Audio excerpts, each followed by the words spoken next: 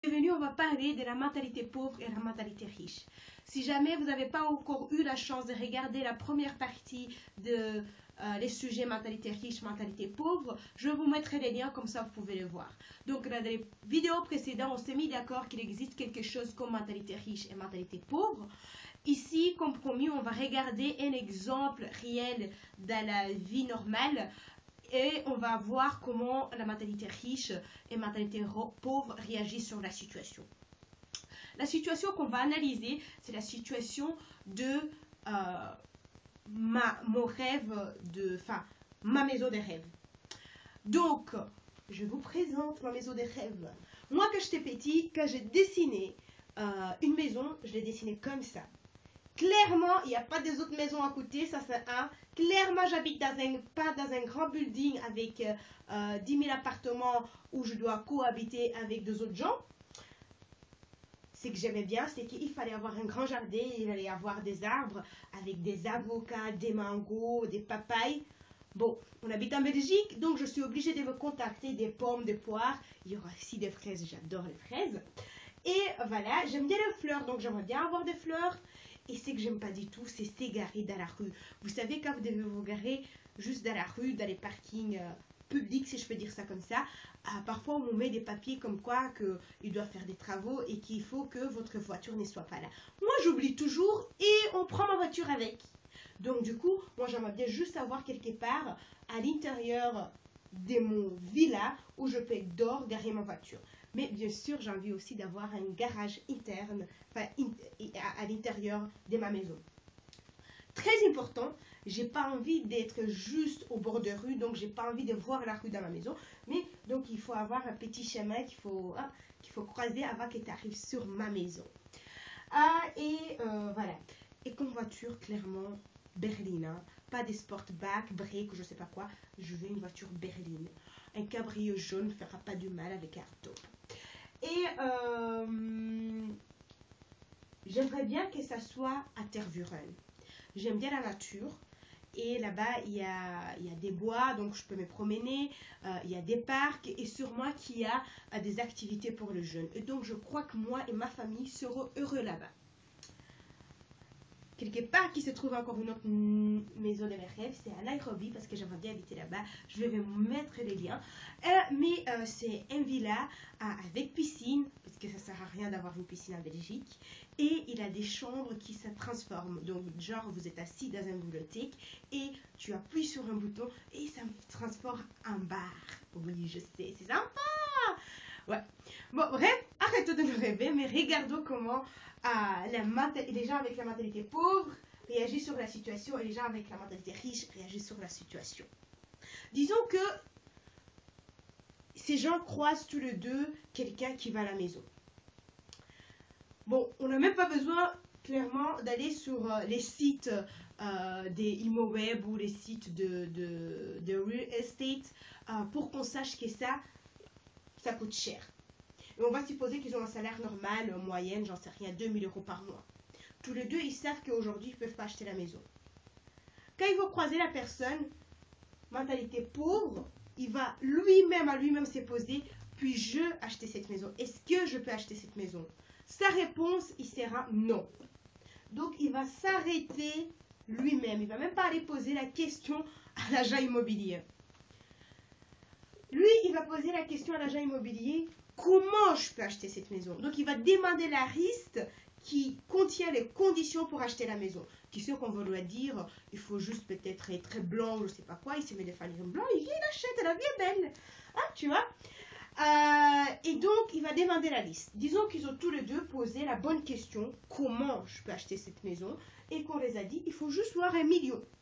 C'est tout, tu viens avec 1 million, on te donne la maison. Super simple. Réaction de la mentalité pauvre. Je n'ai pas assez de l'argent. Basta. Fini. Ok. Peut-être qu'il quand même il a la question d'aller chez la banque et la banque lui dit, écoute, votre salaire ne suffit pas. Il s'arrête là. Mon salaire ne suffit pas, je ne peux pas. C'est dommage, mais bon, voilà. Ça arrive. Je vais me contenter de ma situation aujourd'hui. Ok, d'accord. Lui, sa réaction, c'est, ok, j'ai pas assez de l'argent. Il va à la banque. La banque lui dit, ton salaire ne suffit pas. Il dit, ok, il n'y a pas de souci. Alors, comment Il va demander, et d'ailleurs, très important, il va demander à la banque combien son salaire doit être. La banque lui dit les montants. Et après, il s'est dit, ok, d'accord, c'est 10 000 euros des fois que j'ai ça chaque mois. Ok, d'accord, mais comment je peux augmenter mon salaire jusqu'à 10 000 euros? Est-ce que je dois m'éduquer? Est-ce que je dois changer de travail? Donc, il va essayer de forcer son chef de lui donner une promotion par un s'éduquant, donc il a un nouveau diplôme, en changeant de travail parce que peut-être qu'il croit qu'il a beaucoup de talent et des capacités, mais qu'il n'est pas récompensé pour ça. Mentalité pauvre, s'il a quand même la réaction de se dire ouais, peut-être qu'il y a moyen qu'il y a une promotion au travail, il va espérer avoir la promotion. Donc il va se dire que il peut avoir la promotion par la chance. Si jamais c'est quelqu'un d'autre qui a cette promotion, il va se dire que c'est pas la chance qu'il a eu la promotion, il a eu la chance, ou bien il va se dire qu'il connaît quelqu'un qui travaille là, peut-être que son père est manager là, et donc c'est plus facile pour elle ou lui d'avoir la promotion. Donc, lui, il prend action, il oblige presque son chef de lui donner des promotions, lui s'est dit, ben, j'espère que j'aurai la chance d'avoir la promotion. Bon, lui, s'il n'arrive vraiment pas à acheter la maison, sa réaction, c'est les taxes. C'est la faute de l'État. Si jamais l'État ne me taxait pas si autant, j'aurais un salaire beaucoup plus grand, beaucoup plus. Donc, je pourrais peut-être m'acheter la maison. Donc, c'est la faute de l'État. Il n'arrête pas de me taxer, il n'arrête pas d'augmenter les taxes. Les gens qui savent acheter, c'est parce qu'ils ont reçu un héritage.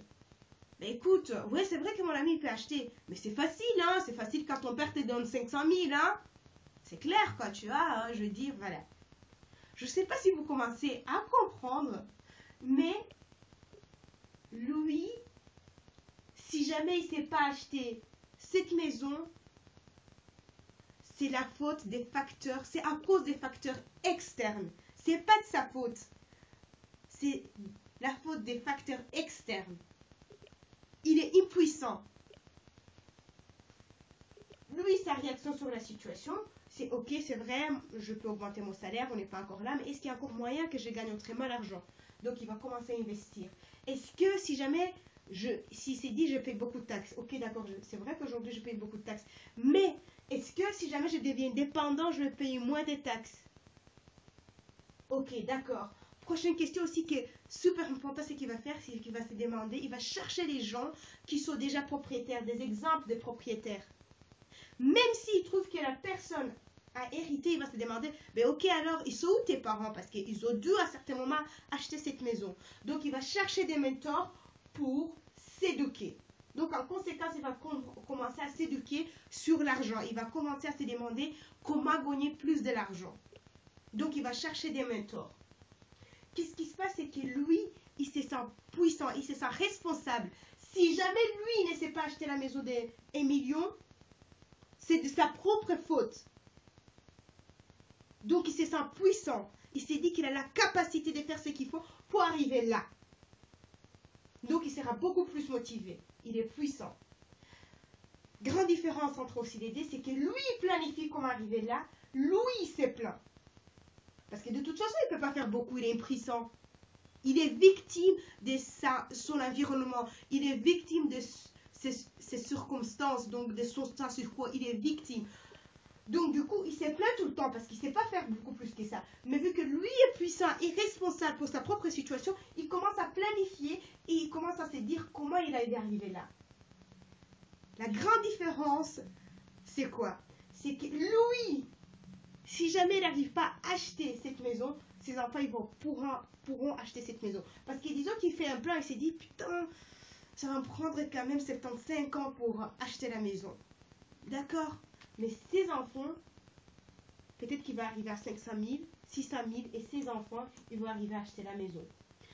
Lui, ses enfants, ils vont se sentir impuissants, ils vont être fâchés sur les riches parce que eux, ils ont hérité et donc ils ont beaucoup facile à avancer. Ils vont encore une fois être fâchés parce qu'ils sont employés, ils doivent payer beaucoup plus de taxes que les indépendants. Donc ils vont se sentir impuissants, ils vont être encore une fois victimes de leur propre situation. Encore un truc super important, c'est que dans la société qu'on est, les gens qui avancent financièrement, ils ont plusieurs sources de revenus. Ici, les gens qui sont ici, la plupart des temps, c'est des employés et ils ont juste une source de revenus. Et pourquoi ils ont une source de revenus? Pourquoi ils se facilitent en étant employés? Parce qu'ils se disent que c'est moins risqué, ils ne veulent pas prendre des risques. Et même quand ils économisent, ils n'investissent pas. Parce que bon, tu sais bien qui sait qu'il y a une crise qui va arriver, après je perds tout mon argent. Ce qui est marrant, c'est que cette manière de réfléchir et de se sentir, de se dire que tu prends beaucoup moins de risques quand tu restes ici et que tu as une source de revenus, c'est que ce n'est pas la vérité. Parce que les jours où tous les deux, ils perdent leur emploi, lui, il sera obligé de prendre le prochain emploi qu'il trouve le plus vite possible. Lui, à cause d'avoir plusieurs sources de revenus, il aura le luxe d'attendre pour les jobs qui lui plaisent. Il aura une marge de négociation parce qu'il n'a pas directement besoin de son patron, il n'a pas directement besoin d'un job.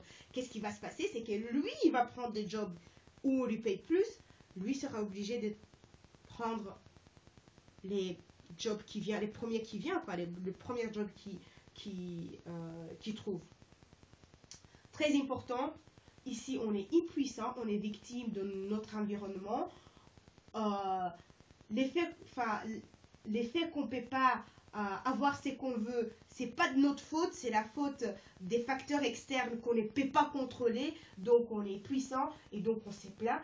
Ici, très important, c'est que on peut prendre notre destin à main. Si jamais on ne peut pas arriver à nos rêves, c'est de nos propres fautes. Et donc, on va commencer à planifier, on va faire beaucoup plus d'efforts pour essayer d'arriver là où on a envie d'arriver. On se sent puissant, on a aussi plusieurs sources de revenus. À vous de me dire qui va arriver à acheter cette maison. Mentalité pauvre, mentalité riche. À vous de me dire qui va acheter cette maison dans les commentaires. Si vous avez aimé la vidéo, likez. Si vous croyez que ça peut aider quelqu'un, n'oubliez pas de partager. Si vous n'êtes pas encore inscrit sur les sites, inscrivez-vous. Si vous n'êtes pas encore inscrit sur YouTube, subscribe. Merci beaucoup et à très bientôt.